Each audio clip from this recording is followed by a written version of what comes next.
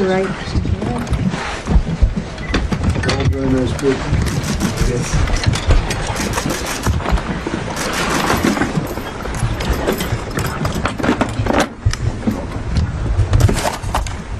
She's one of the best photographers in the world, see? She's a great photographer, right there? Yes, sir. Margot? Oh, absolutely. You rate her as great or just good? Great. Great what? Great looking. Great everything. You ready? Well, thank you very much. A friend of mine he was a great general, he's a great president, and it's an honor to have him. And Mr. President, we have a lot to talk about, so I thought maybe the press might want to ask us a couple of questions after you say a few words. But we had a wonderful time, and I think we've made a lot of progress so far in Switzerland, in Davos. Made a speech, it's being reviewed quite nicely.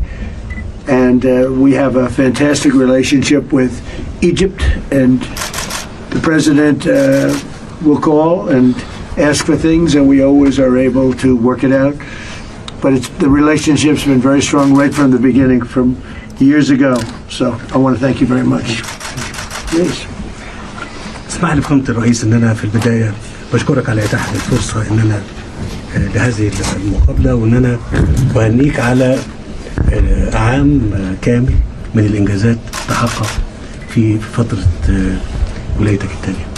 Allow me, Mr. President, at the beginning to extend my thanks and appreciation for you for allowing this opportunity to happen and to have this meeting with you. I'd like also to congratulate you on a year full of achievements since you came back to office. اسمح لي فخامة الرئيس ان انا اشكرك ايضا على كل ما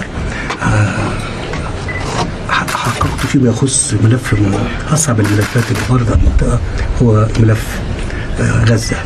I'd like also to thank you, Mr. President, and congratulate you for all the achievements that you have done on one of the toughest files in our part of the world. This is Gaza. وانا قلت لك فخامة الرئيس وبأكد ده تاني قدام زملائنا وقدام الصحافة، لولا فخامة الرئيس ترامب لم يكن ابدا يتم ايقاف الحرب في غزة. I said it before, I reiterate it now, I re-emphasize it before our colleagues and before the media, but for President Trump, we wouldn't have reached an agreement on Gaza. وبطلب من فخامة الرئيس الاستمرار في رعايته لهذا الملف حتى يتحقق الخطة كاملة كما أعلنتم فخامة الرئيس. I really would ask you, Mr. President, to continue paying your attention and care. Your attention and care for this file so that the plan should be implemented fully. لقد أعلنتم من المرحلة الثانية فخامة الرئيس، مهم جدا ان احنا نتحرك فيها بالإيجابية الكاملة، واحنا ستجدوا منا كل ما يمكن عمله من أجل إنجاح هذه الخطة. So, President, you've announced the second phase of the Gaza plan. This is very important that it comes forward and it takes effect. And on our part, we'll be standing very ready to provide everything that we can to make this a success. فخامة رئيس المجلس احنا يسعدنا ان احنا نبقى موجودين فيه، وان احنا نبذل جهد فيما يخص هذا الملف واي ملف اخر يؤدي للسلام في منطقتنا والعالم. As for the Council of Peace, it is our pleasure to be on the Council of Peace, the Board of Peace. We are very happy to be on the Board of Peace, and we are supporting and very happy to be there, backing up every effort that can bring about peace in our part of the world and globally as well. مش هنسى أيضا فخامة الرئيس إن أنا أشكرك على دعمك لينا في قضية وجودية، قضية ملف سد النهضة والمياه. I'd like also to thank you, Mr. President, for your support us in an existential issue, and this is the Grand Renaissance Dam and the River Nile. وأيضا أنا بسجل مرة أخرى إن ده أمام الصحافة إن فخامة الرئيس يهتم بهذا الملف في منذ ولايته الأولى، وحرص على أنه يقدم الجهد اللازم للوصول إلى اتفاق فيما يخص هذا السد. And for the record and before the press, I'd like just to remind everybody that Your Excellency did a lot of effort in this regard, in this file. In your first term in office, and you almost had a deal, and you did everything in your power at the time to get this deal done. فخامة الرئيس كل التقدير والاحترام لفخامتك. So President, accept our highest appreciation and respect. Well, thank you very much. They're talking about the dam that's been built in Ethiopia. It's one of the largest dams in the world, the largest dam in Africa, but it's one of the largest dams anywhere in the world. It was financed by the United States, and it basically blocks the Nile River. You know, when I think of Egypt, I think about the Nile more than any other place, in all fairness, but it goes through Ethiopia. And a dam was built, a very big one, very, very big one, massive. And it was something that should have been talked about a long time ago when they were building it or financing it. So I got involved at the end of my first term, and I was going to have a deal. We were going to have pretty close to a deal. Then we had a rigged election, and I left, and of course Biden didn't do anything about it because he didn't know he was alive. And I come back, and it's become a very dangerous issue, the dam, and I'll see if I can get that back on track. We were all set to make a deal. We're going to do a joint venture of sorts, and it would have been good. I think it would have been good for both. But it's a dangerous thing. They built a dam where somebody's not getting the water that they are supposed to get and that they've gotten for 1 million years, and all of a sudden the water flow is blocked by a very massive dam. I wouldn't be happy about it. And you have a very strong leader in the president, and I hear you have a strong leader in Ethiopia too. I don't know him as well as I know you, but he's a strong guy. And I'm going to try bringing the two of you together, see if we can make a deal. I appreciate that. I think he understands me, right? I think he understands English better than we do. Okay? A lot of these guys that don't understand, they understand it very well. But I think we'll be able to do something about the dam. The dam's a big problem, but we'll be able to do something. Most importantly, great leader, great guy, and we're there for each other. We've known each other right from before Hillary. It was before Hillary. We met during the campaign with Hillary, and we met at a hotel. She was supposed to meet with the president, and I was supposed to meet. I went first, and after he met me, he didn't want to meet her. And I said, I like that guy. But we've had from that moment on, that was before the election. Yes. We've always had a great relationship, and it continues stronger than ever. Thank you very much. Appreciate it. Thank you, everybody. Thank you. You have committed to being permanent members of the board of peace. Well, we're going to have a lot. We have a lot of great people that want to join. It's going to be the most prestigious board ever formed. The president is a member. We have the major countries, and some need parliamentary approval, but for the most part, everybody wants to be on. I have a little bit of the opposite problem. People want to be on, and we didn't ask them. They want to get on, but we'll look at the country. So we're going to have. I think it's the greatest board ever formed, and we call it the Board of Peace. That's what it is. It's the Board of Peace, and it started on Gaza. And I appreciate what you said on Gaza, because it's true. If we weren't involved, there'd be no peace. It's peace. We have peace in the Middle East now, and you might have Hamas. We have a little flame here and there, but basically that'll be taken out. If they don't get rid of the guns, then they will be very unhappy people. We'll have no choice. They will be eliminated. They made a deal to get out. You have Hezbollah in Lebanon. We have to do something there. They're causing a lot of problems, but those are small. We actually have peace in the Middle East, and the president was very instrumental. He really helped us, one of the most. And we've had great help from a number of countries, but Egypt has been great. The president's been great. And we have peace in the Middle East. It's an amazing thing. Nobody thought we'd ever see that. Now, I would say if we didn't bomb the Iran nuclear plant, they would have had a nuclear weapon within 2 months. You would not have peace in the Middle East. You wouldn't be able to. Nobody would be able to do that. but that's what gave us peace in the Middle East. Thank you very much, everybody. Thank you, press. Thank you, press. Let's go. Thank you, press. Thank you, press. Everyone, thank you. What prompted you to take military off the table for Greenland? Thank you. Thank you, press. Thank you, press. We'll see what happens. The military's not on the table. I don't think it'll be necessary. I really don't. Okay. I think people are going to use better judgment. They'll use their best judgment, and I don't think that will not be necessary. Thank you, press. Thank you, press. Let's go. Thank you. Thank you, press.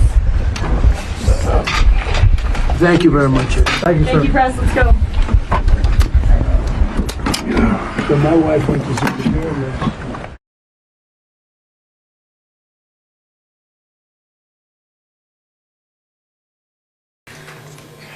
Welcome, everybody. And Mr. President, thank you again for joining us this week.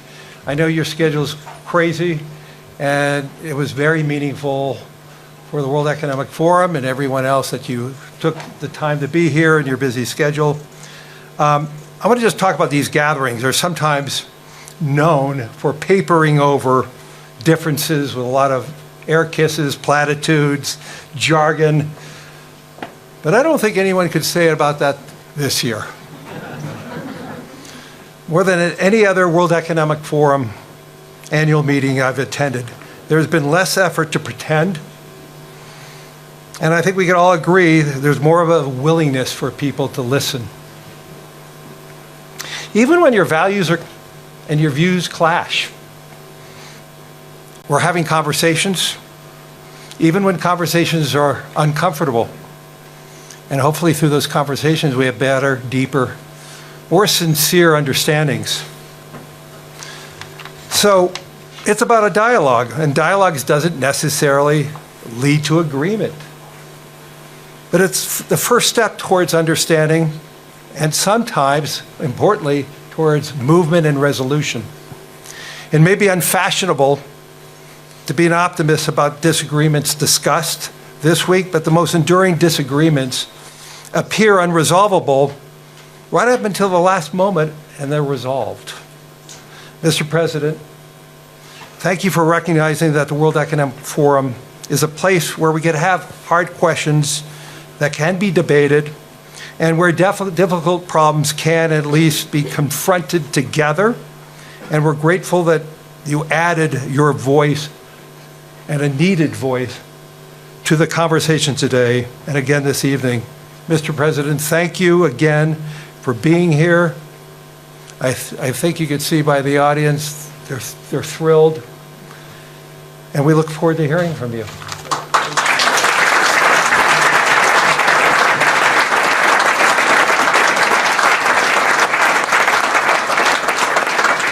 Well, thank you very much. And he's a hell of a guy, but we have an audience. I recognize so many. I know so many. We have the king of soccer, the king of sports over here, Johnny.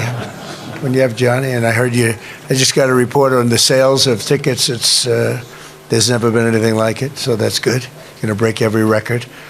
So thank you for choosing us. We appreciate that. He's another spectacular person. And so many people in the audience, and I have this beautiful speech, page after page, and I just said, I just made a speech, and they were all here. They heard it one way or the other. And I said, the last thing we want to do is waste our time and hear it again. But I do want to say the people in this room are amazing. Most of you were in the other room also. And the United States is doing really well, doing like nobody thought was actually possible, certainly not this soon. It's 1 year. It's exactly a year. If you think about it, time flies. It's 25%. That's a long time. But it went very, very fast. We've had tremendous luck. I think it's been reported by even people that aren't lovers of Donald Trump that it's been maybe the best first year for any president. I think in terms of what we've accomplished, it might very well be. But we've accomplished a lot, including ending 8 wars. I have 1 to go. I thought that was going to be one of the easiest ones, and it's turning out to be one of the tougher ones. But you heard me say before, 25,000, 30,000 people are dying a month. It's ridiculous. And I think we're getting close. Jared's here, and Steve Witkoff is here. Well, a lot of people that are working on that are here, and they've done a good job. I think it could have gone into a world where if we weren't here, it was out of control. But I think we're going to get it resolved. And I'm doing it to save 30,000 people a month. If you can imagine your kid, I mean, take your son leaves home, waves to you, proud of him, you so beautiful, and then 2 weeks later you hear he had his head blown off fighting Ukraine or fighting Russia. It's both of them. The total are averaging 30,000, actually 30,000 young people, generally soldiers, a little bit in towns, but for the most part it's soldiers. Every single month they're dying. So I think we're going to do well there. But we have Scott Bessent, who everyone knows, and Howard Lutnick, and these guys are doing a fantastic job with what we're doing.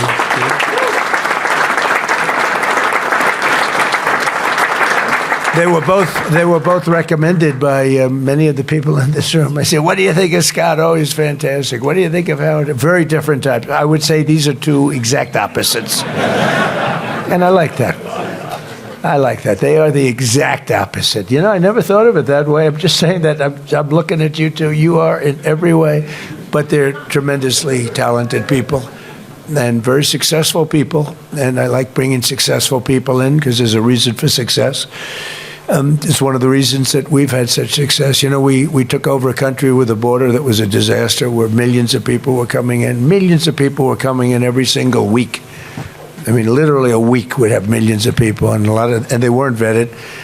Totally open border. You'd have people come in. You could look at them. I don't want to say why define that, because they always discriminate. So I don't discriminate. But you could look at some people and say they're criminals.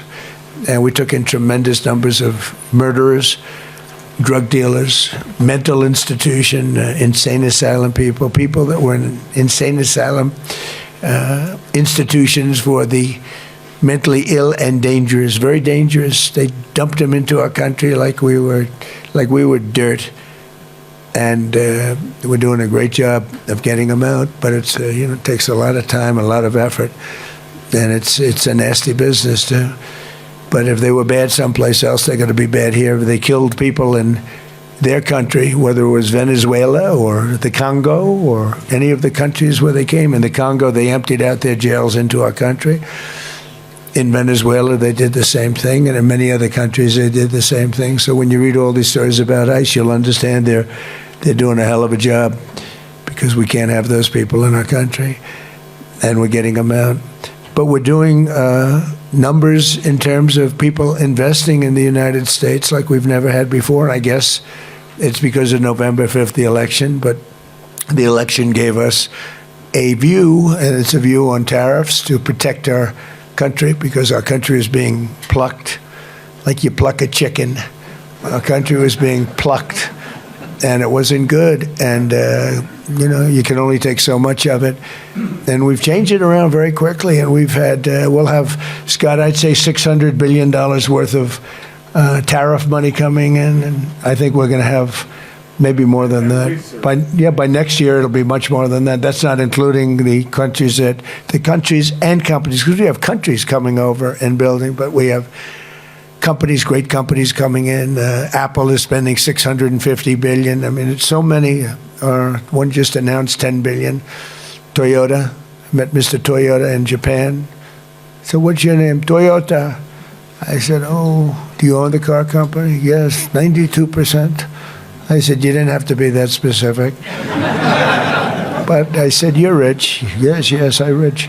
But he just announced he's going to do $10 billion worth of plants. I mean, it's amazing what's going on. Look, it's amazing. We've never had anything like it or close. Nobody else has either. So I think in terms of your investments, you're in great shape. I don't even ask anybody how you're doing now. It's like everybody is making so much money. Oh, look who I see, Tim. Hi, Tim Cook. He's been good for 650. Think of it, $650 billion. Okay, can you imagine? That's what he's going to be investing. More than that, I think it's going to end up being more. He's great. He's great. He's done some job. You have done really some job. And we have so many people in this room that have done a job. I don't know how many have done better than Tim, but some are right up there with you. You better get your ass moving, I'll tell you. But fantastic people. fantastic people. But I go around and I say, meet the biggest people, biggest business people. I say, congratulations. They say, on what? I said, you've doubled your net worth since I've been president, right? He said, yeah, even more than that. They would say even more. We're doing even better than that. And, we've given you a platform where you can really put your genius to work. We have a lot of brilliant genius people in this room, and you can put that genius to work. And it's an honor to do it. In a way, I'm jealous. In a way, I'm upset. A couple of people in the room, I can't stand them, and they've become very rich. There's nothing I can do about it. I would screw them if I could, but I can't do it, right, Dina? I can't do it. I would, if I had a chance, if I could just take them and say, you can't do what Apple's doing.